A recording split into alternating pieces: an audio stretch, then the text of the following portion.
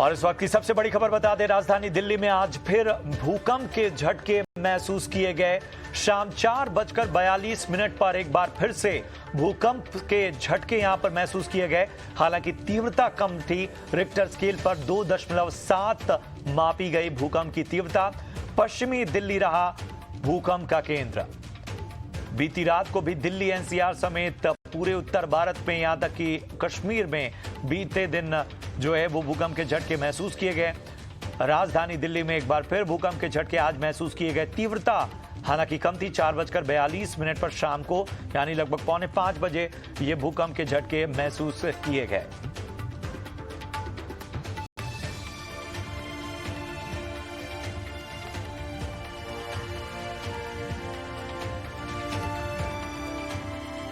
तो आज दरअसल हम इसी चिंता पर चर्चा कर रहे हैं। दिल्ली एनसीआर की जमीन लगातार थर्रा रही है, तो क्या ये छोटे छोटे झटके किसी बड़े खतरे की आहट हैं? ये सवाल बड़ा है और चिंता भी बढ़ाता है। नमस्कार, स्वागत है आपका स्वदेश आर में। मैं हूं आपके साथ प्रशांत पांडे। इस साल की शुरुआत ही दिल्ली वासियों के लिए भूकंप के झटकों के साथ हुई और एक के बाद एक डराने वाले झटके एक बड़ा सवाल खड़ा करते हैं कि आखिर दिल्ली का अस्तित्व खतरे में तो नहीं? क्या ये जो भूकंप के झटके हैं ये बड़े संकेत दे रहे हैं?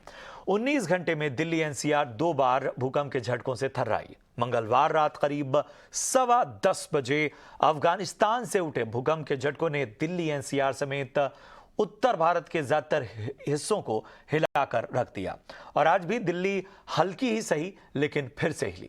शाम करीब 4:45 बजे दिल्ली में फिर से भूकंप के झटके महसूस किए गए। इनकी तीव्रता हालांकि कम थी, ये तीव्रता 2.7 मापी गई और इसका केंद्र रहा पश्चिमी दिल्ली। तो आखिर क्यों बार बार थर्रा रही है दिल्ली की धरती, और आखिर कितनी सुरक्षित है देश की राजधानी? आज जैसे ही तमाम सवालों को हम की पड़ताल करेंगे और इस पर चर्चा करेंगे, और खास मेहमानों का पैनल भी हमारे साथ मौजूद रहेगा। तो चलिए आज इस चर्चा की हम शुरुआत करते हैं। सबसे पहले मेहमानों से आपका परिचय करा देते हैं। हमारे साथ खास मेहमान इस वक्त पैनल में मौजूद हैं।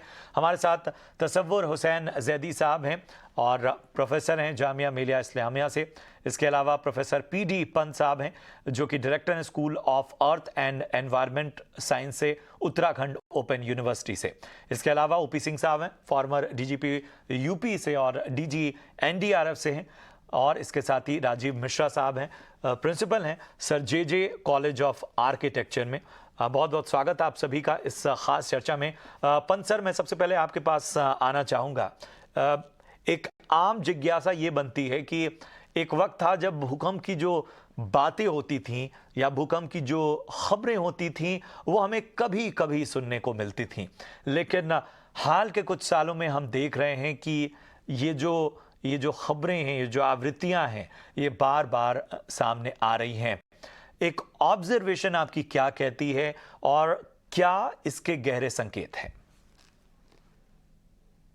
ऐसा है कि भूकंप तो पहले भी आते ही थे, लेकिन ये था कि साइंस इतना अधिक तब डेवलप नहीं था और दूसरा मीडिया भी इतना जागरूक नहीं था, सोशल मीडिया नहीं था, तो ये खबरें नहीं आ पाती थी। पहले भी इतने भूकंप आते हैं, अगर आप रिकॉर्ड देखें, हमारे पास पिछले 200 साल का रिकॉर्ड है भूकंप का, तो लगातार भूकंप आते हैं। छोटे छोटे भूकंप हमेशा आते रहते हैं। हाँ, जो बड़े भूकंप आते हैं इनकी अपने एक निश्चित एक साइक्लोसिटी होती है, एक निश्चित समय के बाद आते हैं। और मैं तो हिमालय में ही रहता हूँ, तो जहाँ मेरे यहाँ पर बहुत भूकंप का क्षेत्र है, 5+ में हूँ, और जहाँ मैं अपने विद्यार्थियों के साथ अध्ययन करता हूँ, ये हमेशा जो उत्तराखंड में या हिमालय हम बोलते हैं मेन सेंट्रल थ्रस्ट, उसके आसपास करते हैं, बहुत सेंसिटिव जोन है। और विशेषकर जो हम बोलते हैं कपकोट, धारचूला और नेपाल, वेस्टर्न नेपाल का बजांग इलाका, ये बहुत ज्यादा सेंसिटिव है, जहाँ 8+ का भूकंप का जो हम बोलते हैं दबाव इकट्ठा हो चुका है। तो वहाँ हम लोग सब लगातार काम करते हैं और छोटे छोटे भूकंप आते रहते हैं, और छोटे छोटे भूकंप का आ जाना बेहतर है। उतना बड़ा स्ट्रेस एक साथ रिलीज नहीं हो पाता है, छोटे छोटे रूप में आ रहा है। लेकिन जो हमारे अर्थक्वेक इंजीनियर्स हैं जो ये काम करते रहते हैं, तो उनके हिसाब से इस पर्टिकुलर बेल्ट में जो आपको बोल रहा हूं मैं, कपकोट, धारचूला, बजांग, यहाँ 8+ के भूकंप के बराबर दबाव इकट्ठा हो चुका है और हमको इसके बारे में अलर्ट रहना होगा। और दूसरा यह है कि हमको भूकंप के साथ ही जीना है। अगर आप पहाड़ी क्षेत्र में रहते हैं तो इसके अलावा आपका कोई चारा नहीं है और हमको उसके बारे में अलर्ट रहना पड़ेगा। और जैसे कि आपके साथ एनडीआरएफ के लोग जुड़े हैं, वो हमको बताते रहते हैं कि हम अपनी सुरक्षा कैसे करें, तो वो हमको अपने जीवन में उसको लाना पड़ेगा। और अपने जो नए नए विद्यार्थी हैं जो स्कूल में पढ़ रहे हैं, उनको उसके बारे में बताना पड़ेगा, क्योंकि भूकंप तो आएंगे, हम कोई इसको रोक नहीं सकता है। रहेंगे, लेकिन अब जैसे विज्ञान प्रगति कर रहा है, उसके साथ जो अलर्ट होने के पैमाने हैं वो भी और ज़्यादा बेहतर होते जा रहे हैं। तसव्वुर हुसैन जैदी साहब, एक चीज़ मैं आपसे समझना चाहूँगा कि दिल्ली में भूकंप के झटकों को क्या किसी तरह की किसी चिंता की तरह देखना होगा या इसे एक सामान्य भूकंप के झटकों के तौर पर देखना होगा? क्योंकि कल की जो घटना थी उसमें आम लोगों को इस तरह के झटके इससे पहले इस तीव्रता के साथ महसूस नहीं हुए। आज फिर जो झटका आया उसकी तीव्रता कम थी, लेकिन उसके बावजूद चिंताएं जो हैं वो बढ़ती जा रही हैं और बहुत सारी थियरीज, बहुत सारे बहस इसको लेकर चल रही है। एक बड़ी आबादी दिल्ली और इसके आसपास में रहती है, तो अगर किसी भी स्केल का यहाँ पर भूकंप आता है यहाँ पर, और जितनी बड़ी आबादी यहाँ पर रह रही है, अगर मान लिया जाए कि थोड़ा ज्यादा स्केल पे आ जाए, ज्यादा इंटेंसिटी का यहाँ पर अर्थक्वेक आ जाए, तो इतनी बड़ी आबादी में कितना बड़ा नुकसान हो सकता है अगर हम चिंता ना करें या कोई एफर्ट ना लें या अपनी तरफ से कुछ प्लानिंग ना करें, तो चिंता की बात तो है। और जहाँ तक ये कि भूकंप ये पहली बार आ रहे हैं, जैसे कि अभी हमारे दूसरे खास मेहमान ने बताया कि भूकंप तो आते रहे हैं और आते रहेंगे, हमें इनके लिए तैयार रहना चाहिए। और इसके लिए हमें जितने भी एफर्ट्स हम कर सकते हैं, चाहे हम अपनी पब्लिक को अवेयर करें, अपने इंफ्रास्ट्रक्चर को हम ऐसे डेवलप करें ताकि वो कुछ हद तक जो है वो अर्थक्वेक रेजिस्टेंट हो सके, इस तरह के सारे एफर्ट्स हमें करने पड़ेंगे। और ये हमारे लिए चिंता की बात जरूर है, चाहे ये अर्थक्वेक हमारे प्लेट के मूवमेंट के कारण आ रहे हों या जो लोकल लेवल पे जो आइसोस्टेटिक एडजस्टमेंट हमारे रीजन में हो रहा है उसकी वजह से आ रहे हों, चिंता की बात तो ये जरूर है और इसके लिए हर तरह के एफर्ट्स हमको करने पड़ेंगे, ये जरूरी है। तो जाहिर सी बात है, चिंता बरकरार है, भूकंप आते रहेंगे, लेकिन उसके लिए हम कितने तैयार हैं ये बड़ा सवाल है। ओपी सिंह सर, मैं आपके पास आना चाहूँगा। जब भूकंप की बात आती है तो सबसे पहले तैयारी की बात आती है, और जब तैयारी की बात करते हैं तो क्या तैयारियों के मामले में हम बेहतर हुए हैं? क्या हमारी जो तैयारी है उसका भी लेवल बढ़ा है? क्योंकि अब जो है पूरी दुनिया में ये बहस हो रही है कि ये जो डिजास्टर मैनेजमेंट है और इसके बाद लोगों को अवेयरनेस की जो बात है, इन सब पर अब बहुत ज्यादा सोचना होगा। देखिए, बहुत अहम प्रश्न है, और खासकर नेचुरल डिजास्टर्स हों, चाहे वो साइक्लोन हो, अर्थक्वेक हो, फ्लड्स हो, इन सभी नेचुरल डिजास्टर्स में जो हमारा एटीट्यूड और हमारा रिस्पॉन्स होना चाहिए, वो पिछले कुछ वर्षों में बहुत उसमें इंप्रूवमेंट आया है। 2005 के पहले कोई स्ट्रक्चरल, कोई इंस्टीट्यूशनल अरेंजमेंट भारतवर्ष में नहीं था। हमने भूकंप देखा, सुपर साइक्लोन देखा उड़ीसा का 1999 का, हमने भूकंप देखा भुज का 2001 का, हमने सुनामी देखा 2004 का, और हमारी जो भी तैयारियां थी और हमारा जो भी रिस्पांस था वो बहुत ही अनस्ट्रक्चर्ड था। और पहली बार भारत सरकार ने इसको सोचा कि हमें बहुत ही इंस्टीट्यूशनल वे से, बहुत ही अच्छे तरीके से इसको फाइट करना है। और यही कारण है कि 2005 में हमारा नेशनल डिजास्टर मैनेजमेंट एक्ट बना, और उस एक्ट के अंतर्गत हम लोगों ने इंस्टीट्यूशनल अरेंजमेंट्स किया। नेशनल लेवल पे हमारा नेशनल डिजास्टर मैनेजमेंट अथॉरिटी है, which is headed by the honourable prime minister of India, और उसके अलावा नेशनल डिजास्टर रिस्पांस फोर्स है, national institute of disaster management है। ये सब हमारी इंस्टीट्यूशनल अरेंजमेंट्स है जो नेशनल लेवल पे, स्टेट लेवल पे और डिस्ट्रिक्ट लेवल पे है। लेकिन रही बात तैयारियों की, ये एक पैनलिस्ट ने ये कहा भी कि अब हमारा जनजीवन जो है वो नेचुरल डिजास्टर से, because of so many reasons, उस रीजंस पे हम अभी नहीं जाना चाहेंगे क्योंकि वो एक्सपर्ट का डोमेन है कि क्या उसके कारण है। लेकिन ये फैक्ट जरूर है कि अर्थक्वेक को हम प्रेडिक्ट नहीं कर सकते हैं। जैसे हम साइक्लोन और फ्लड को प्रेडिक्ट कर सकते हैं, हम अर्थक्वेक को प्रेडिक्ट नहीं कर सकते हैं। तो हमारा रिस्पॉन्स मैकेनिज्म अर्थक्वेक के संबंध में बहुत ही रोबस्ट होना चाहिए, बहुत ही स्ट्रांग होना चाहिए। और इसके लिए सबसे बड़ी चीज है कि हमारी तैयारियों का एक बहुत ही अच्छे तरीके से आंकलन होना चाहिए कि हमारी तैयारियां किस प्रकार हो रही हैं। ये बात सही है कि हम इसको प्रेडिक्ट नहीं कर सकते हैं, लेकिन हमारे साइंटिफिक डेवलपमेंट्स और साइंटिफिक एडवांसमेंट इतने हुए हैं, हमारे पास इतने सारे रिस्पांस मैकेनिज्म के इक्विपमेंट हैं, जिससे हम लोगों को की जानें बचा सकते हैं, उनकी प्रॉपर्टी को डैमेज से मिनिमाइज कर सकते हैं। मैंने स्वयं 2015 में नेपाल अर्थक्वेक में इंडियन टीम को लीड किया था, एनडीआरएफ की टीम को लीड किया था, और हमारा देश जो है, हमारी एनडीआरएफ की टीम जो है, वो 16 लाइव विक्टिम्स में 11 लाइव विक्टिम्स को बचाने में सफल रही, और हमारा नाम पूरे विश्व में और खासकर ग्लोबल सीन में सबसे ज्यादा रहा। उसको यूनाइटेड नेशंस ने भी अप्रिशिएट किया और उसको एक्नॉलेज किया। उसकी सबसे बड़ी चुनौती हमारी थी कि उस समय और आज की स्थिति में हमें बहुत विशेष अंतर हो गया है। हम साइंटिफिक डेवलपमेंट की तरफ जा रहे हैं, हमारे इक्विपमेंट बहुत अच्छे हो रहे हैं, हमारी एनडीआरएफ की टुकड़ियां जो है भी प्री पोजीशन रहती हैं, community development and community awareness की बात हो रही है।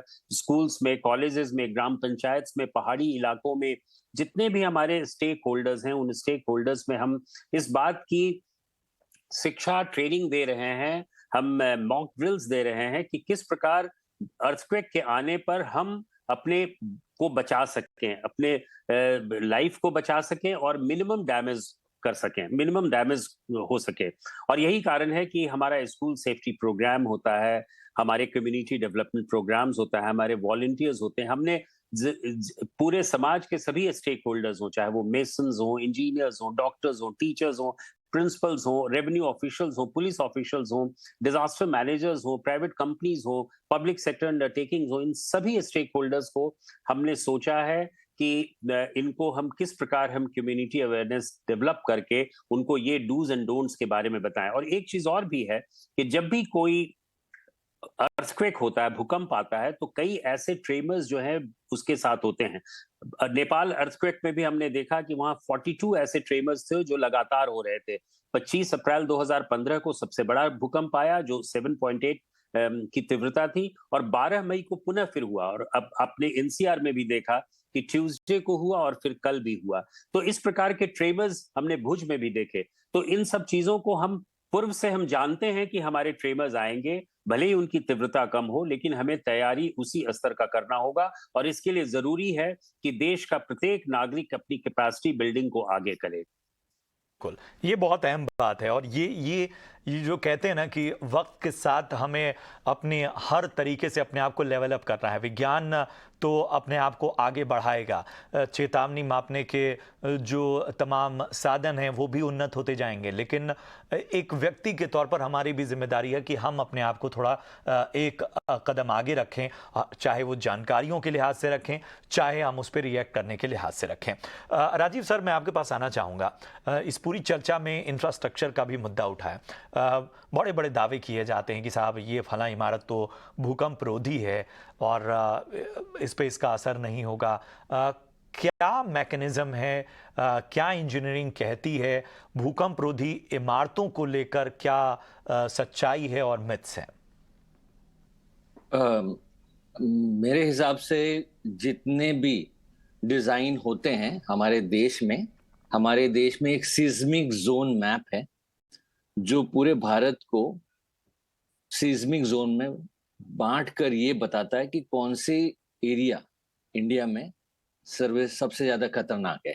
इसलिए लोकल म्युनिसिपल कॉरपोरेशन और लोकल म्युनिसिपल काउंसिल जब किसी भी प्लान को किसी भी तरह से अप्रूवल देते हैं, तो वो जब तक अर्थक्वेक रेजिस्टेंस डिजाइन नहीं होता तब तक उसको अप्रूवल नहीं मिलता। तो इस बात की कोई चिंता की विषय ही नहीं है कि कोई भी स्ट्रक्चर अर्थक्वेक डिजाइन के बगैर होगा। अर्थक्वेक को चेतावनी के रूप में आते हुए देखने के लिए सीस्मिक मेजरमेंट होते हैं, जो साइंटिस्ट लोग इसका रिकॉर्ड रखते हैं। अर्थक्वेक आने के पहले चेतावनी जरूर देता है ताकि आप सतर्क हो जाएं, आप अपनी तैयारी कर लें, ताकि the situation does not become a disaster, आपको उसके पहले क्या क्या कर लेना चाहिए। तो अर्थक्वेक रेजिस्टेंस डिजाइन ये हर आर्किटेक्ट और हर इंजीनियर को पता होता है, और वो सारी डिजाइन फॉल्ट लाइन और सिस्मिक जोन मैपिंग के हिसाब से ही करता है। लेकिन वो पूरी तरह 100% सुरक्षित नहीं होता। अगर अर्थक्वेक रिक्टर स्केल बढ़ गया तो पूरी की पूरी बिल्डिंग ध्वस्त हो सकती है। इसीलिए ताकि लोग जान जाएं, सतर्क हो जाएं, इसीलिए अर्थक्वेक रेजिस्टेंस डिजाइन स्ट्रक्चर बनते हैं। बड़े बड़े शहरों में मेरे हिसाब से अभी अर्थक्वेक के समय सेफ्टी जोन बनाना बहुत जरूरी है, सेफ्टी एरिया बनाना बहुत जरूरी है। नहीं तो ऐसा होगा कि अर्थक्वेक के आते ही लोग बिखर जाएंगे और उन्हें पता नहीं चलेगा क्या होगा। वो जो अर्थक्वेक प्रिपरेशन के लिए ओपी सिंह साहब ने बताया वो बिल्कुल सही है। सब लोगों को सिखाना होगा, सब स्कूल में ये बताना होगा कि ये बहुत जरूरी है कि लोग अपना ध्यान रखें। और अर्थक्वेक को रोकने के लिए ऐसा कोई साइंटिफिक एक्सपेरिमेंट आज तक नहीं हुआ है जिसकी वजह से आप किसी भी अर्थक्वेक को आते हुए रोक सकें। इसलिए उसके लिए हमें हमेशा तैयार रहना होगा, हमको जापान से सीखना होगा, और सीखते सीखते हमें इस सिचुएशन से लड़ना होगा और लोगों की जानें बचानी होगी। डर का विषय नहीं है, अगर आप डरेंगे तो इससे आप निपट नहीं पाएंगे। धन्यवाद। बिल्कुल बिल्कुल। तो बहुत अहम जो है बातें आपने कही और वैलिड पॉइंट्स आपने उठाए कि किस तरह से इस चीज़ का बहुत पहले अनुमान लगा पाना बहुत मुश्किल है, लेकिन हमारे पास वो अहम हथियार हैं जिनके ज़रिए हम किसी भी परिस्थिति का सामना कर सकते हैं। सबसे बड़ी इसमें ज़रूरत है जागरूकता की। पंत सर, सिस्मिक जोन्स की बात कर रहे हैं, डेंजर जोन्स की बात कर लें, बहुत सारी चीज़ों को लेकर कहा जा रहा है कि बहुत ज़्यादा निर्माण और उसमें जो एक स्टैंडर्ड्स हैं उनका पालन न करना इस तरह के खतरों को दावत देता है। ज़रा इस पर रोशनी डालें कि अभी आपको सबसे ज्यादा भारत में कौन से ऐसे इलाके हैं जिनको लेकर चिंताएं अभी बनी हुई हैं? अगर हम जियोलॉजिकल सर्वे ऑफ इंडिया के द्वारा जो आपका भूकंप का पूरा मैप बनाया गया उसके अंदर पूरे जोन हैं और जहां जहां अधिक आने की संभावना है उसके जोन भी उसमें आइडेंटिफाइड है। तो हम उस जब भी मैं अपने क्लासरूम में जब पढ़ाते भी कहता हूँ, जब भी सरकार कोई पब्लिक यूटिलिटी स्ट्रक्चर बनाए मिला तो जो इमरजेंसी में हमेशा काम आते हैं, स्कूल्स हैं, कॉलेजेस हैं, हॉस्पिटल हैं, सरकार की अपने ऑफिस के बिल्डिंग हैं, ये इमरजेंसी हमेशा काम आती हैं। तो ये कम से कम इनको उस एरिया में जो अर्थक्वेक आने की संभावना है उसको मैच करते हुए बनाएं ताकि इमरजेंसी में हम उनको यूज कर सकें। ऐसा न हो कि जब हमको उनकी जरूरत है वो खुद ही धराशायी हो जाए। बड़ा दिक्कत है। अभी हमने तुर्की में जब देखा तो वहाँ भी ऐसा रियल एस्टेट में वहाँ जो रिपोर्ट है कि बिल्डिंगें की जो बुनियाद नीचे थी वो बहुत कमजोर थी, इसलिए बहुत सारी जो लोगों की जान गई इसीलिए गई क्योंकि बिल्डिंगें उस लायक नहीं थी जितने का भूकंप आया है और उनको पता था कि कितना बड़ा भूकंप आ सकता है। और एक आध दो बिल्डिंगें दिखाई गई थी जो भूकंप के डिजाइन के हिसाब से बनाई गई थी, उनको कुछ नहीं हुआ। तो हमको विशेष रूप से ध्यान देना पड़ेगा और पूरे हिंदुस्तान के मैप बने हैं, जैसे सर ने बताया लोकल मैप भी है, जो नगर निगम होते हैं उनके पास भी मैप है, और ये निर्भर करता है कि हम उसको कितने सीरियसली इम्प्लीमेंट कर रहे हैं। और मैप सबके पास है सर, सबने ऑलरेडी उपलब्ध करा दिए हैं। हमारे जियोलॉजिकल सर्वे ऑफ इंडिया और जो हमारा एनजीआरआई है ये सब लोग इसमें लगातार काम कर रहे हैं, सब लोग रिकॉर्डिंग कर रहे हैं, सबके पास डेटा है और रिसर्च करके उन्होंने मैप उपलब्ध करा दिए हैं। अब हमको निर्भर करना है, ये इस पर निर्भर करता है कि हम उसके हिसाब से अपने आप को किस तरह से तैयार करते हैं सर। बिल्कुल, अपने आप को तैयार करना है। लेकिन तसव्वुर सर, एक चीज़ मैं समझना चाहूँगा कि क्या वाकई हम तैयारी के मामले में अभी लैग कर रहे हैं?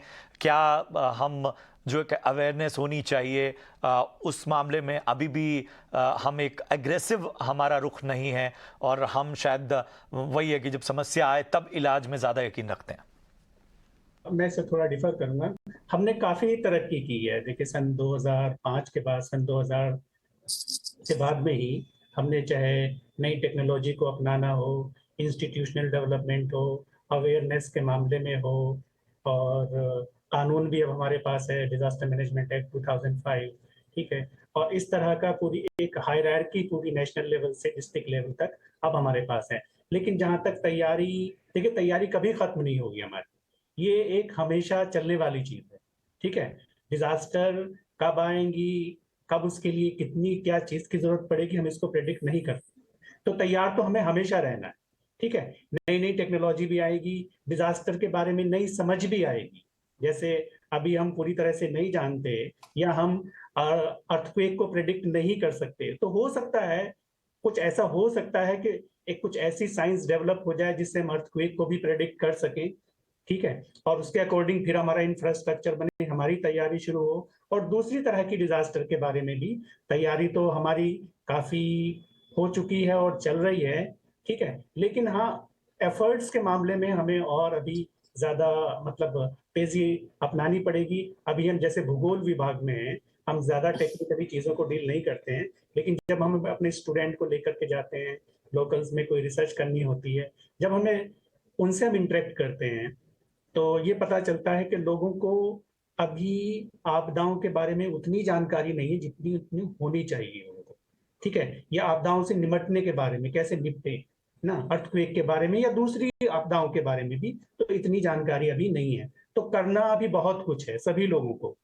ये साइंस एक के चीज लेवल ये पे भी भी है, करना है, एक मैथ के चीज ये भी लेवल है पे सर भी कि करना है। हम जो एक प्रोसेस है या जो किसी चेतावनी को बहुत पहले से जिसकी प्रैक्टिस करने की भी हमें सलाह दी जाती है, उसको लेके हमारा रवैया थोड़ा ढुलमुल रहता भी है। हम चीज़ों को बहुत ही हल्के में लेते हैं और ये एक बहुत बड़ी समस्या है। OP Singh sir, safe area, इस चर्चा से जो बात निकल कर आई, कितनी आवश्यकता है उसकी अभी, और क्या इसकी प्रैक्टिस बढ़ानी होगी या इसके लिए जो इंफ्रास्ट्रक्चर है उन चीज़ों के चैलेंजेस हैं?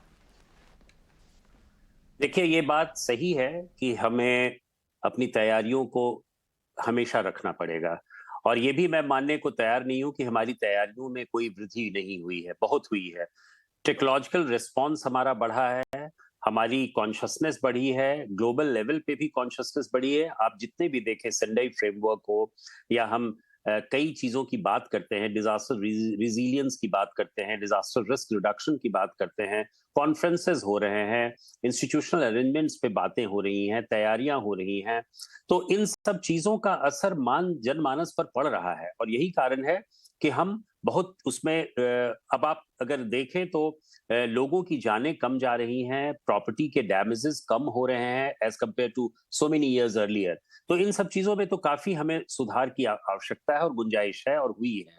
लेकिन सबसे बड़ा प्रश्न उठता है कि हम बहुत सी चीजों को जमीनी दशा में कितना इंप्लीमेंट कर सकते हैं। हमारी पॉलिसीज हैं, हमारे प्रोग्राम्स हैं, हमारे फ्रेमवर्क्स हैं, बट उसके बावजूद प्रश्न उठता है कि क्या उनका इंप्लीमेंटेशन बहुत सही ढंग से हो रहा है। क्या बिल्डिंग कोड ऑफ कंडक्ट का, जैसे फॉर एग्जांपल जहां पे भी भूकंप हुए हैं, चाहे वो नेपाल में हो, सिक्किम में हो, एनसीआर दिल्ली में हो, भुज में हो, कहीं पे भी हो, वहां पे हमने देखा है कि उन्हीं मकानों में ज्यादा असर होता है जिन मकानों की स्थिति बहुत खराब होती है और जिन्होंने बिल्डिंग कोड ऑफ कंडक्ट का पालन नहीं किया है। हमारे इतने सारे नियम हैं, स्ट्रक्चरल इंजीनियर्स के नियम हैं, म्युनिसिपैलिटी के नियम हैं, बहुत सारे नियम हैं, लेकिन जहां हम नियम से डाइग्रेस करते हैं, डेविएट करते हैं, तो हमें ये दिक्कत का सामना करना पड़ता है। तो जरूरी है कि हम फील्ड लेवल पे इम्प्लीमेंटेशंस की मशीनरी को और एक्टिव बनाएं, उनको और प्रोएक्टिव बनाएं। और यही कारण है कि केवल तैयारियों से ही नहीं काम चलेगा। तैयारियों को तो हम केवल इस तरह से देख सकते हैं कि हमारा रिस्पांस मैकेनिज्म बहुत अच्छा हो रहा है। अगर हम मेन स्ट्रीमिंग की बात करें, डिजास्टर रिस्पांस की बात करें, रिस्क रिडक्शन की बात करें या डिजास्टर रिजिलियंस की बात करें, तो हमें ध्यान देना पड़ेगा कि न केवल हम रिस्पांस पे ध्यान दें, बल्कि हम मिटिगेशन पे, प्रिवेंशन पे, इन सबों पे भी ध्यान दें। और इसके लिए जरूरी है कि जो भी हमारे डूज एंड डोंट्स हैं, जो हमारे गाइडलाइंस हैं, हमारे कोड ऑफ कंडक्ट है, नेशनल डिजास्टर मैनेजमेंट अथॉरिटी ने कितने सारे गाइडलाइंस बनाए हैं, और वो गाइडलाइंस हर एक थीमेटिक एक्सपीरियंस के हैं, चाहे वो म्यूजियम से हो, चाहे वो बड़े बड़े मकानों से हो, कोस्टल इलाकों के हो, पहाड़ी इलाकों के हो, सभी जगहों पर उनके गाइडलाइंस जो हैं वो बहुत बने हुए हैं। उन गाइडलाइन एक एक चीज को ऑब्जर्व करके बहुत सी चीजों में एक तरह का करेक्शन जो चाहिए, उस हिसाब से चीजें बनाई गई हैं। बड़ा समय कम है, लेकिन एक आखिरी रिएक्शन में राजीव सर आपसे लेना चाहूंगा। क्या एक आम व्यक्ति के तौर पर मेरे पास वो क्या तरीके हैं जिसके जरिए मैं डिजाइनिंग या बाकी चीजों की बारीकी को परख सकता हूं या समझ सकता हूं? मैं कि मुझे एनडीएमए गाइडलाइन के हिसाब से, अर्थक्वेक रेजिस्टेंस गाइडलाइन के हिसाब से सारे अपने घर बनाने चाहिए। लेकिन अगर मेरा पड़ोसी वैसा नहीं करता पैसा बचाने के लिए, तो मुझे उसको भी समझाना चाहिए कि अगर आपने सही तरीके से घर नहीं बनाया तो उसका असर मेरे घर पे भी पड़ेगा। लोगों में ये जागरूकता देना बहुत जरूरी है।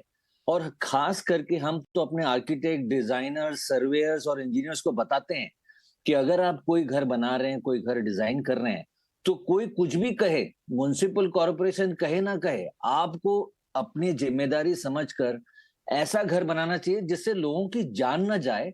और अगर अर्थक्वेक कल आए तो आपके बनाए हुए, निर्माण किए हुए स्ट्रक्चर से किसी को किसी प्रकार का धोखा ना हो। अगर आप स्वयं इस बात को समझेंगे, जिम्मेदारी लेंगे, तो डिजास्टर अगर होगा भी, नेचुरल डिजास्टर, तो कम से कम मैन मेड डिजास्टर नहीं होगा। हमारे यहाँ अर्थक्वेक एक नेचुरल डिजास्टर है, लेकिन अर्थक्वेक की वजह से जो मैन मेड डिजास्टर होते हैं उसको बचाने के लिए हमको जागरूकता करनी होगी। ND, national disaster management authority, बहुत प्रयत्न कर रही है सर, सब जगह जाती है, सब लोगों को सिखाती है। बस आप उनका पालन कीजिए, वो जैसा कहते हैं अगर आप मानेंगे तो मैं समझता हूँ बहुत लोगों की जान बच सकती है और ये हमारे देश के लिए बहुत अच्छा है। बहुत बहुत अहम बात इस चर्चा से निकल कर आई और मेरे लिए ये पूरी चर्चा बड़ी सेटिस्फैक्टरी रही, क्योंकि मैं चाह रहा था कि थोड़ी सी इंफॉर्मेशन निकले अलग अलग पहलुओं पे। उम्मीद करते हैं कि हमने लगभग हर पहलू को टच किया है और उससे जो भी बातें निकल कर आई हैं, वो जो भी हमारे दर्शक इस वक्त हमें देख रहे हैं, उनके लिए जो हैं वो बहुत ज़्यादा मायने रखें और वो समझ पाएँ कि आखिर ये जो डिज़ास्टर हैं जो जिन्हें हम रोक नहीं सकते, और भूकंप की अगर ख़ास तौर पे बात करें, इनसे बचने के जो तरीके हैं वो कितने कारगर हैं और किस तरीके से हम इसमें एक बेहतर भूमिका निभा सकते हैं। बहुत बहुत शुक्रिया करेंगे अपने सभी मेहमानों का। पंत सर आपका भी बहुत बहुत शुक्रिया, राजीव सर आपका भी बहुत बहुत शुक्रिया, तसव्वुर साहब आपका बहुत बहुत धन्यवाद, ओपी सर आपका भी हमारे साथ जुड़ने के लिए, खास विश्लेषण के लिए बहुत बहुत शुक्रिया। चलिए इस चर्चा में इतना ही, कुछ और खबरों की हम आगे बात करेंगे।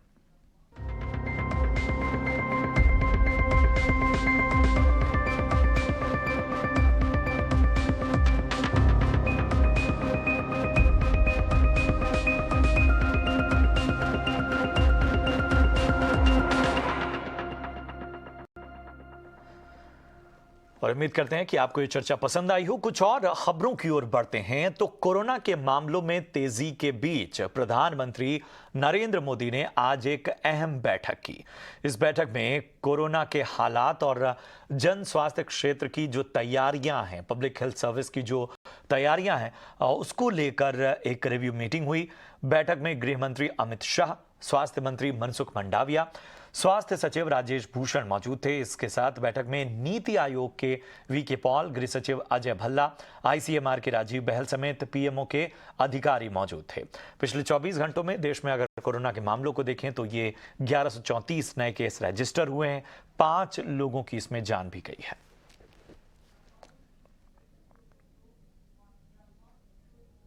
श्री राकेश राधेश्याम झुंझुनवाला मरणोपरांत व्यापार एवं उद्योग, उनकी पत्नी श्रीमती रेखा झुंझुनवाला।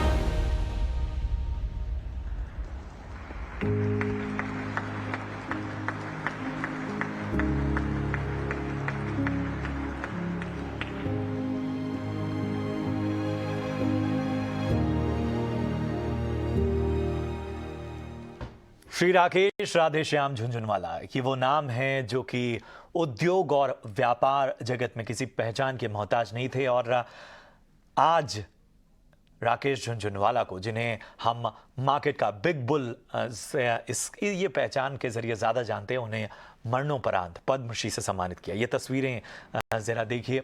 आज राकेश झुनझुनवाला की पत्नी रेखा झुनझुनवाला ने राष्ट्रपति द्रौपदी मुर्मू के हाथों ये सम्मान ग्रहण किया।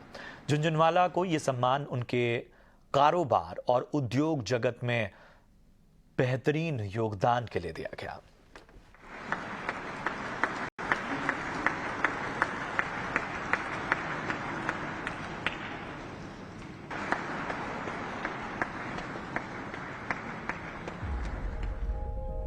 पद्म भूषण श्री कुमार मंगलम बिरला।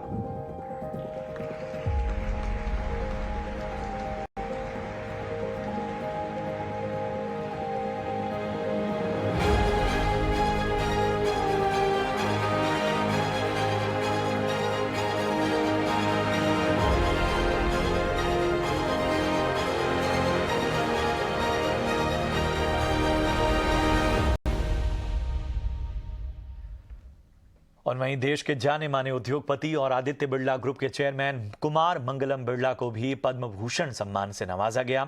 राष्ट्रपति द्रौपदी मुर्मू के हाथों कुमार मंगलम बिरला ने खुद ये पुरस्कार ग्रहण किया। बिरला को ये सम्मान उनके कारोबार और उद्योग जगत में शानदार योगदान के लिए दिया गया। कुमार मंगलम बिरला से पहले उनके परिवार के 4 सदस्यों को कारोबार और उद्योग जगत में योगदान के लिए पद्म पुरस्कारों से पहले भी नवाजा जा चुका है।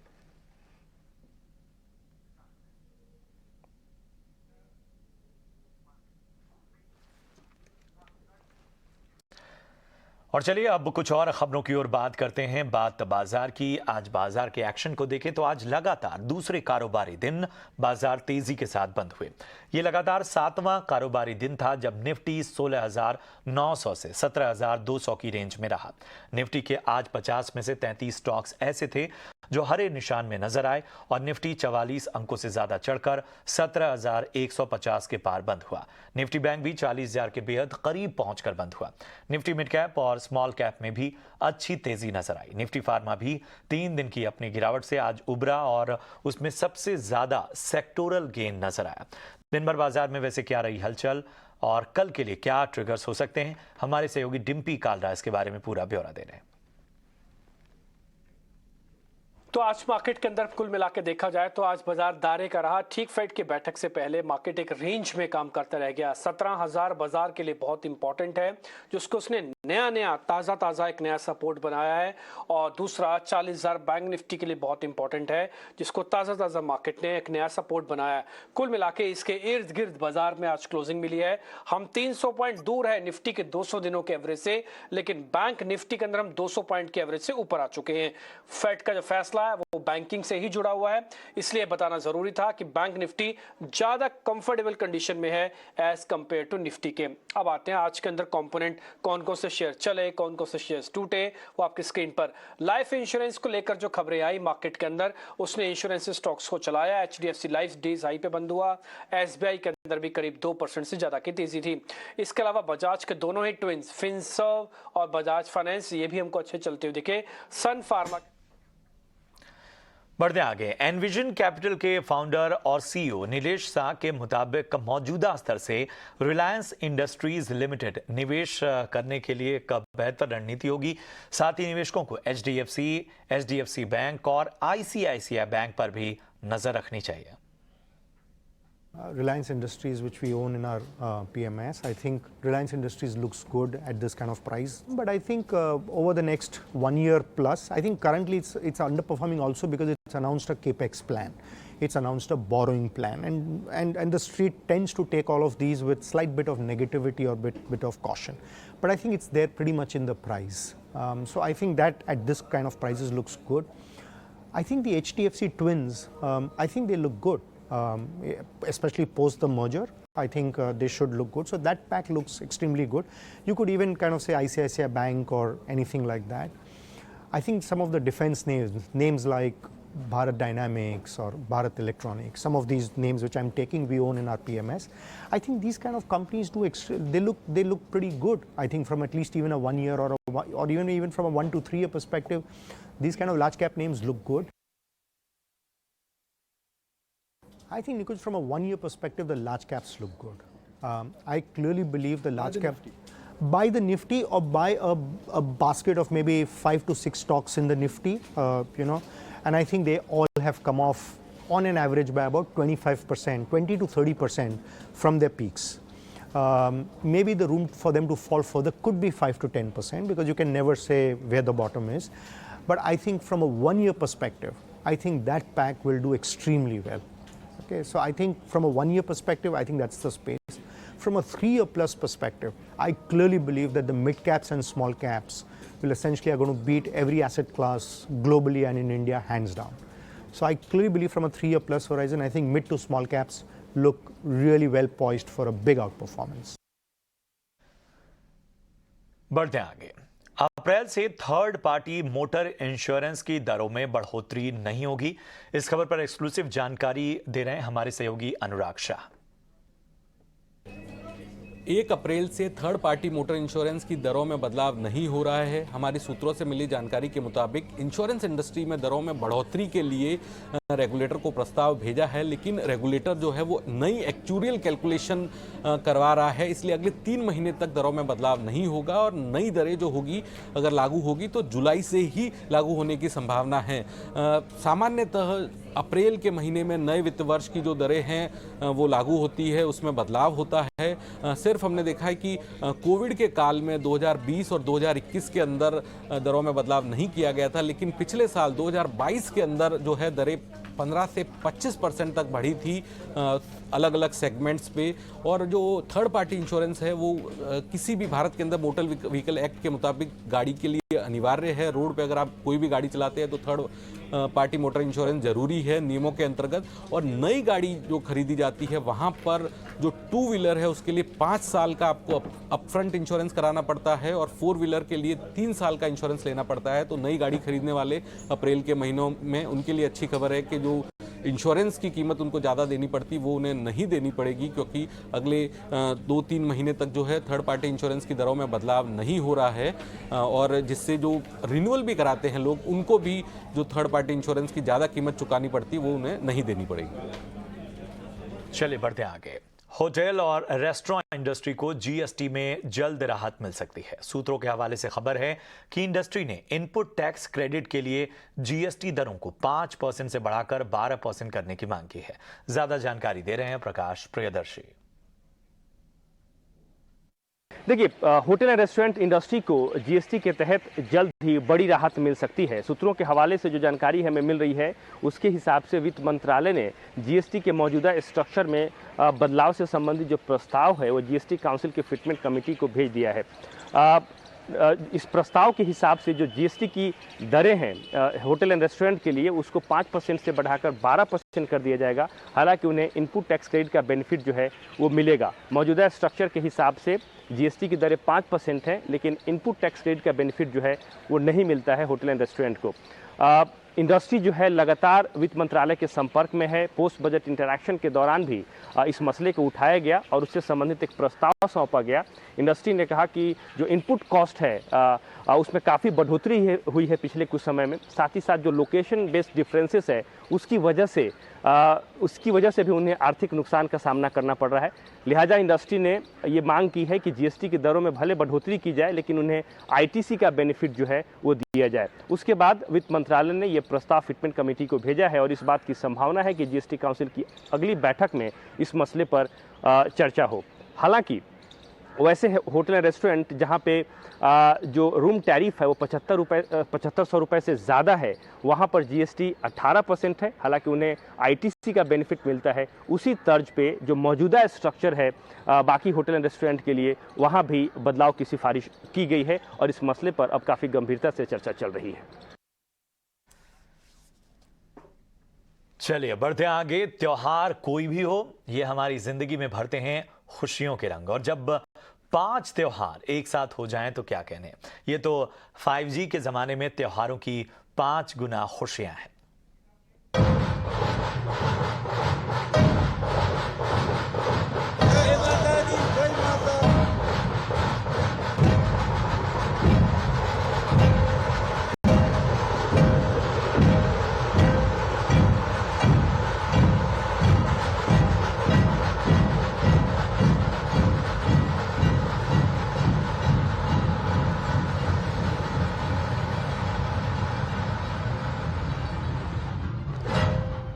5 त्योहार और सुख समृद्धि बेशुमार। अब 5 त्योहार कौन कौन से? तो उगादी, जो कि दक्षिण भारत के तमाम राज्यों में मनाया गया। उसके अलावा बात करें चेटीचंद झूलेलाल जयंती की। इसके अलावा अगर हम बात करें तो ख़ास तौर पर चैत्र नवरात्रों के साथ हिंदू नववर्ष की शुरुआत हुई। और बात करें अगर हम महाराष्ट्र की, तो यहाँ पर ख़ास तौर पर हमने गुड़ी पड़वा को विशेष रूप से मनाया। और सुदूर नॉर्थ ईस्ट में भी आज नए साल की शुरुआत हुई। तो एक रंग जो है भारतीय संस्कृति, भारतीय परंपरा में अलग अलग जगहों से नजर आए। सबसे पहले बात चैत्र नवरात्रि की करें तो आज से हिंदू नववर्ष यानी विक्रम संवत 2080 की शुरुआत हो गई है। ऐसे में इस खास मौके पर पूरा देश खुशियों के रंग में रंगा नजर आया। आज एक साथ देश में 5 त्योहार मनाए जा रहे हैं। महाराष्ट्र में चैत्र प्रतिपदा को गुड़ी पाड़वा के रूप में मनाया जा रहा है। ईटी नाव स्वदेश में हम आपको सारे रंग दिखा रहे हैं, लेकिन सबसे पहले नवरात्रि के रंग आप देखिए अपने टेलीविजन स्क्रीन पर। आज से देवी आराधना का महापर्व चैत्र नवरात्रि की शुरुआत हुई। तो दूसरी ओर जो है नागपुर में जो है वो नजर आई गुड़ी पड़वा की धूम। अगर हम बात करें खास तौर की अलग अलग त्योहारों की, तो आपको ये त्योहारों के रंग नजर आ रहे हैं। नवरात्रि है, गुड़ी पड़वा है, इसके अलावा अलग अलग मंदिरों में नवरात्र की धूम नजर आ रही है।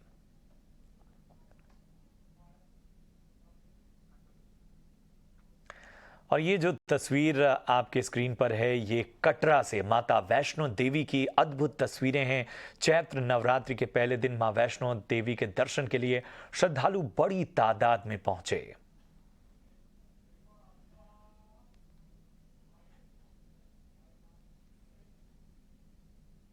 मन के अंदर एक अभिलाषा थी कि सबसे पहला नवरात्रा जब जागृत हो तो हम मंदिर के अंदर बैठ करके दर्शन प्राप्ति करने का प्रयास कर पाए, और वो जो हमारी मनोकामना है वो हमारी संपूर्ण हुई है।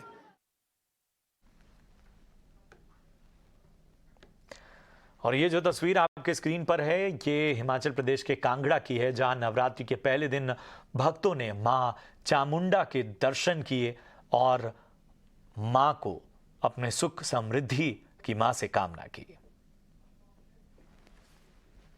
चामुंडा नंदिकेश्वर धाम में जो पूर्व में रहा है उसी हिसाब से हम ये नवरात्रे भी मनाएंगे। यहाँ पर विधिवत पूजन होता है, उसमें 31 विद्वान पंडित बैठते हैं। जो पूजन है उसमें गायत्री पाठ होता है, सप्तचंडी पाठ होता है, रुद्राभिषेक होता है, और उसके अतिरिक्त हमने मंदिर की विशेष साज सज्जा की हुई है।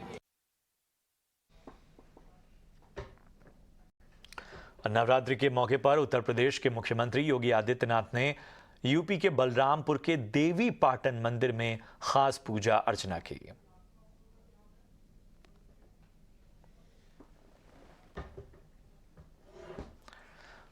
अगली तस्वीर भोपाल से। यहां भी चैत्र नवरात्रि की शुरुआत पूरे भक्ति भाव के साथ हुई। भक्त माता के दर्शन के लिए मंदिरों में पहुंचे और माता से अपनी सुख समृद्धि की कामना की। आज पहला दिन है नवरात्रि का। आज से हिंदुओं का नववर्ष भी शुरू होता है और माता रानी भी बैठती हैं, आज से शुरू होती है। आज से जो भी उनकी पूजा करते, पूजा नहीं कर पाते, धोख देते, उनकी सबकी मनोकामनाएं पूर्ण होती है। जी, आज नवरात्रि का पहला दिन है और हमारे हिंदू वर्ष नववर्ष का भी पहला दिन है आज, तो काफी अच्छा लग रहा है। मैं यहीं रहती हूँ माता मंदिर पे, जब से छोटी थी बहुत बचपन से यहाँ आती हूँ जल लेके। और नवरात्रि के मौके पर मध्य प्रदेश के मुख्यमंत्री शिवराज सिंह चौहान ने पौधे लगाकर गो ग्रीन पर्यावरण फ्रेंडली त्योहार का संदेश दिया। नवरात्रि का पहला दिन है, चैत्र नवरात्रि का। पूरा देश, पूरा प्रदेश मां की भक्ति में, शक्ति की उपासना में डूबा हुआ है। मैं सभी प्रदेशवासियों को नवरात्रि के इस पावन पर्व पर बहुत बहुत शुभकामनाएं देता हूं। और अब गुड़ी पड़वा के रंग। महाराष्ट्र और गोवा में मराठी नववर्ष को गुड़ी पड़वा त्योहार के रूप में मनाया जाता है। गुड़ी भगवान ब्रह्मा के ध्वज का प्रतीक है और पड़वा का मतलब है चंद्रमा के चरण का पहला दिन। यह त्योहार फसल के मौसम की शुरुआत का प्रतीक है। महाराष्ट्र में लोग गुड़ी पड़वा को बेहद जोश और उत्साह के साथ मनाते हैं और उसकी तस्वीरें आपके टीवी स्क्रीन पर इस वक्त आप देख सकते हैं। पूरे महाराष्ट्र और गोवा में कई कार्यक्रमों का आयोजन किया जाता है। हमारी सहयोगी श्रुति की ये ग्राउंड रिपोर्ट देखिए। मैं यहाँ गिरगांव में खड़ी हूँ और आप बहुत सुंदर जो है विजुअल्स आपको देखने मिल रहे हैं। आप इस साइड देख सकते हैं कि कितने सुंदर जो है वो झंडे लहराए जा रहे हैं। उसके पीछे जो है वो देवी की मूर्ति है, बड़ी सी ऐसी मूर्ति है जिसकी झांकियाँ जो है वो यहाँ से निकाली जा रही है।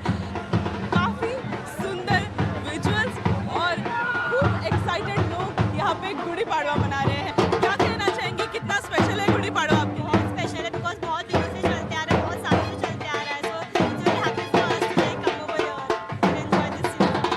आप बताइए कितना स्पेशल है, कोविड के 2 साल बाद आप यहाँ आ रहे हैं और त्योहार मना रहे हैं, कितना स्पेशल लग रहा है? गिरगांव में बहुत स्पेशल रहता है गुड़ी पड़वा सबके लिए। गुड़ी पड़वा जब आता है सबको एक्साइटमेंट रहती है और बहुत बाहर से लोग आते हैं गुड़ी पड़वा के लिए गिरगांव में।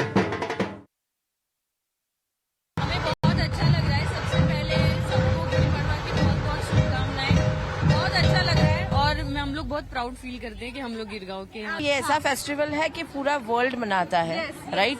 And it's very happiness and may wishes to all of you also. अभी तो अच्छा लग रहा है। इस टाइम सबसे अच्छा सब लोग जमा इकट्ठा हो गए। नहीं तो पहला कोरोना के टाइम में मुंह में लगाना पड़ता था, अभी ये क्लियर हो गया एकदम। बहुत अच्छा लग रहा है क्योंकि हमारे लिए ये नया साल है।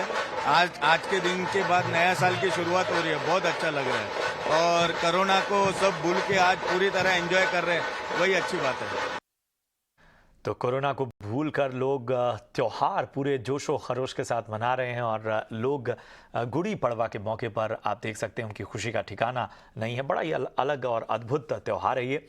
इधर एनसीपी नेता अजीत पवार ने भी गुड़ी पड़वा का त्योहार मनाया, जिसकी तस्वीरें आप देख रहे हैं।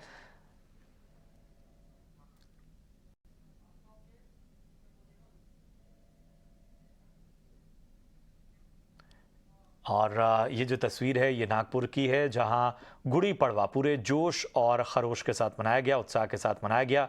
नागपुर के जो ढोल हैं, वहां की जो परंपरा है, वो खासा स्थान रखती हैं महाराष्ट्र की संस्कृति में।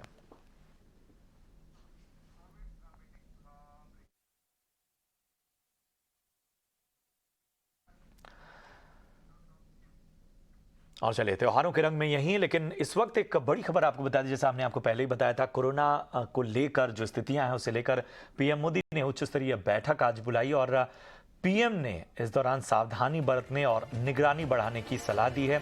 सर्विलांस और टेस्ट बढ़ाने पर पीएम मोदी ने जोर दिया है। तो बड़ी खबर है, जो मीटिंग है उसके जरिए जो अंदर खाने से खबर आ रही है उसके मुताबिक प्रधानमंत्री ने सर्विलांस, टेस्ट, निगरानी और इसके साथ एहतियात पर खासा जोर दिया है। जो मामले हैं उनकी जीनोम सीक्वेंसिंग की बात कही गई है। मॉक ड्रिल के जरिए अस्पतालों की तैयारियां भी परखी जाएं किसी भी स्थिति से निपटने के लिए। समीर हमारे सहयोगी इस वक्त जुड़ चुके हैं। समीर, क्या कुछ एहतियात की बात कही गई है? जाहिर सी बात है कि प्रधानमंत्री भी ये चाहते हैं कि किसी भी अगर अप्रिय स्थिति का सामना करना पड़े या किसी तरह की चिंताजनक स्थिति बनती है, उसके पहले हमारी तैयारियां पुख्ता हों। जी बिल्कुल, कोविड को लेकर के ये एक अहम बैठक थी, समीक्षा बैठक, जिसकी अध्यक्षता प्रधानमंत्री मोदी ने करी है। इस बैठक में तमाम वरिष्ठ अधिकारी जो संबंधित मंत्रालय हैं उनके अधिकारी मौजूद रहे। सबसे पहले स्वास्थ्य मंत्रालय की तरफ से सचिव जो है उन्होंने एक डिटेल्ड प्रेजेंटेशन प्रधानमंत्री को दिया कि कोविड को लेकर के अभी देश में क्या स्थिति है, ड्रग्स की अवेलेबिलिटी क्या है और कितने नागरिकों को कोविड वैक्सीन दी जा चुकी है। इन तमाम विषयों को लेकर के एक डिटेल प्रेजेंटेशन दी गई है। लेकिन मोटे मोटे तौर पे जो बातें निकल के आई हैं वो सबसे अहम बात यह है कि प्रधानमंत्री की तरफ से ये साफ तौर पर कहा गया कि कोविड का जो खतरा है या जो एहतियात है वो लगातार बरतने की जरूरत है, यानी कि कोविड एप्रोप्रिएट बिहेवियर का पालन करना होगा। दूसरी अहम बात यह है कि जिन जिलों में, डिस्ट्रिक्ट में कोविड के मामलों में बढ़ोतरी देखने को मिली है, वहां पर उस नीति का पालन और गंभीरता से करना होगा, जिसके जरिए कोविड के खिलाफ जो लड़ाई थी काफी हद तक सफलता से भारत ने लड़ी। यानी कि टेस्ट ट्रैक ट्रीट की जो नीति है इसको अपनानी होगी। लिहाजा राज्यों को सतर्क रहने के लिए कहा गया है। इसके साथ ही साथ जिस तरीके से मौसम ने करवट बदली है, विशेषकर उत्तर भारत में जो सीजनल फ्लू है वो उसके मामलों में जो बढ़ोतरी देखने को मिली है, तो कोविड और सीजनल फ्लू को देखते हुए अस्पतालों को ये कहा गया है कि वो रेगुलर मॉक ड्रिल करें ताकि किसी भी स्थिति से निपटने के लिए तैयार रहे। मॉक ड्रिल के जरिए हेल्थ प्रिपेयर्डनेस को जांचने के लिए भी यहाँ पर बात पीएम की तरफ से कही गई है और उसका हम जो नतीजा ये कह सकते हैं असर जल्द देखने को मिलेगा कि जो बड़े अस्पताल हैं विशेषकर उत्तर भारत में, वहां पर आपको मॉक ड्रिल होती हुई नजर आएगी। तो ये यहाँ पर इस तरीके की एक समीक्षा बैठक, लेकिन साथ ही साथ पीएम ने जो पिछली कोविड रिव्यू मीटिंग करी थी दिसंबर 2022 में, उसमें जो कुछ दिशा निर्देश दिए गए थे वो कितने अमल में लाए गए हैं उसके बारे में भी जानकारी दी गई है। कोविड वैक्सीन को लेकर के अभी देश में क्या स्थिति है, कितनी वैक्सीन उपलब्ध है और कितनों पे काम चल रहा है, इसके बारे में भी समीक्षा बैठक में विस्तार से बताया गया। तो कुल मिलाकर के सरकार ने ये एक तरीके का संदेश देने की कोशिश करी है कि फिलहाल स्थिति नियंत्रित में है, लेकिन अगर जरूरत पड़ती है तो वो उसी मुताबिक वो कदम उठाएंगे। लेकिन समीक्षा बैठक के जरिए ये जरूर बताया गया है कि सरकार सचेत है, तैयार है किसी भी स्थिति से निपटने के लिए। समीर, बहुत सारे सवाल इस लिहाज से भी जुड़े हुए हैं कि जो कोविड को लेकर किसी तरह की सख्त गाइडलाइन या किसी तरह से अगर केसेस में सर्ज आता है, क्या इस बारे में भी कोई चर्चा हुई है कि क्या मास्क अनिवार्य किया जा सकता है, या जिन जिन शहरों में सर्ज हमें देखने को मिल रहा है, जिन इलाकों में खासतौर पे केरला, महाराष्ट्र की अगर हम बात करें, यहाँ के लिए कोई खास एहतियात? जी बिल्कुल प्रशांत, आपका सवाल जिस दिशा में है कि क्या जिन जगहों पर कोविड के मामलों में बढ़ोतरी है, क्या वहां पर किसी तरीके की सख्ती या फिर जो हमने जिस तरीके से पहले देखा था कि नाइट कर्फ्यू या बंदिश लगाना लोगों का एकत्रित होने पे, उस तरीके की सख्ती तो होती हुई नजर नहीं आएगी। लेकिन हाँ, ये जरूर है कि जो जिले हैं वहां पर जो कोविड की गाइडलाइंस है उसको और बेहतर तरीके से लागू करने की बात कही जाएगी। मसलन अभी हमने देखा कि पिछले ही हफ्ते स्वास्थ्य मंत्रालय ने 6 राज्यों को चिट्ठी लिखी है, उन्हें सचेत होने के लिए कहा है, जिसमें केरल, कर्नाटक, तेलंगाना, महाराष्ट्र, गुजरात शामिल है, जहां पे कोविड के केसेस में बढ़ोतरी देखने को मिली है। लेकिन ये कहा गया है कि अगर केसेस में बढ़ोतरी हो रही है तो आपको उसका रूट कॉज, उसकी वजह तलाशनी होगी, जीनोम सीक्वेंसिंग को बढ़ावा देना होगा, ज्यादा से ज्यादा टेस्ट ट्रैक और ट्रीट की नीति को अपनाएं ताकि ये पता चले कि मामले कहाँ हैं और उनको जल्द से जल्द उनका ट्रीटमेंट किया जा सके। लेकिन जहां तक रही सख्ती की बात, तो उस तरीके की सख्ती होती हुई नजर नहीं आएगी। हालांकि ये अपील और ये इस तरीके का संदेश सरकार की तरफ से आपको लगातार सुनने को मिलेगा कि कोविड एप्रोप्रिएट बिहेवियर का पालन नागरिक वो करते रहे, क्योंकि ये जो खतरा है वो टला नहीं है, एहतियात लोगों को बरत के रखनी चाहिए। बहुत बहुत शुक्रिया करेंगे समीर आपका इस अहम जानकारी के लिए। तो जो रिव्यू मीटिंग है उसका निचोड़ यही है कि और ज़्यादा बेहतर प्रैक्टिस अपनानी होगी और ज़्यादा निगरानी जो है प्रधानमंत्री मोदी ने उसे बढ़ाने की सलाह दी है, सावधानी बरतने की सलाह दी है, सर्विलांस टेस्ट, जीनोम सीक्वेंसिंग, इन सब पर जोर दिया गया है। इसके साथ ही जो वैक्सीनेशन की देश में जो स्थिति है, वैक्सीन कितने लोगों को लगी है, बूस्टर डोज की क्या स्थिति है, इन सब का डेटा पेश करने के लिए कहा गया है। और चलिए इसी के साथ इस बुलेटिन में इतना ही, दीजिए इजाजत। आप देखते रहिए ET Now स्वदेश। नमस्कार।